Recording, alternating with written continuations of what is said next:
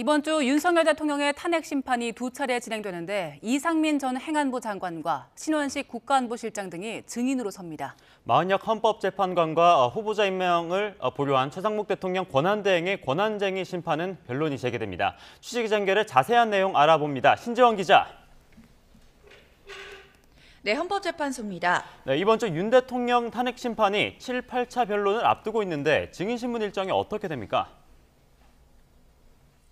네, 윤 대통령 탄핵 심판은 오는 11일과 13일 각각 7, 8차 변론을 앞두고 있습니다. 화요일 7차 변론에는 오전 10시 30분 이상민 전 행안부 장관이 국회 측 증인으로 채택됐고 오후 2시 신원식 국가안보실장은 양측 쌍방 증인으로 채택됐습니다.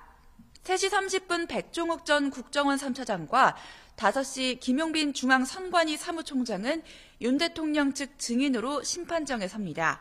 목요일 8차 변론 기일에는 조태용 전 국정원장과 김봉식 전 서울경찰청장이 윤 대통령 측 증인으로 출석하고 지난번 건강상 이유로 불출석한 조지호 경찰청장은 다시 증인으로 부릅니다.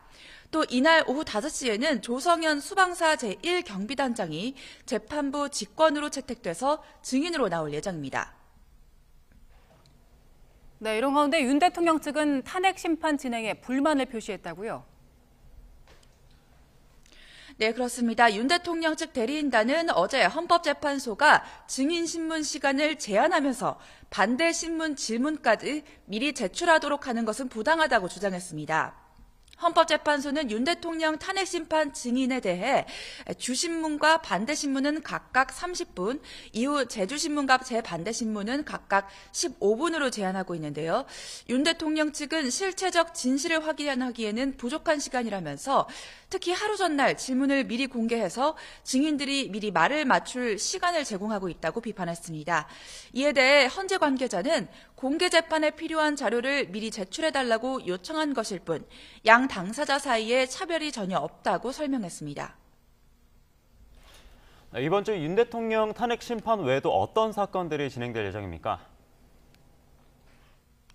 네, 일단 당장 내일은 최상목 대통령 권한대행이 마은혁 헌법재판관 임명을 보류한 것에 대한 권한쟁의 심판이 변론이 제기됩니다. 앞서 헌법재판소는 지난 3일 최 대행의 권한쟁의 심판 결과를 선고할 예정이었는데요. 최 대행이 선고 사흘 전에 변론 재개를 신청한 데 이어서 우원식 국회의장이 본회의 의결 없이 권한쟁의 심판을 청구한 것은 부당하다는 지적이 나오면서 양측 주장을 더 들어보기로 한 겁니다. 국회 측은 당시 여당이 마은혁 후보자 청문회에 참여했다는 공문을 증거로 제출하면서 여야 합의를 강조할 전망인데요.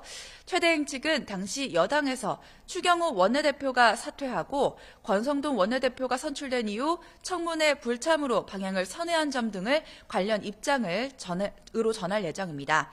이 밖에 헌법재판소는 오는 12일 수요일 최재해 관사원장 탄핵 심판의 변론 기일을 진행합니다. 지금까지 헌법재판소에서 전해드렸습니다.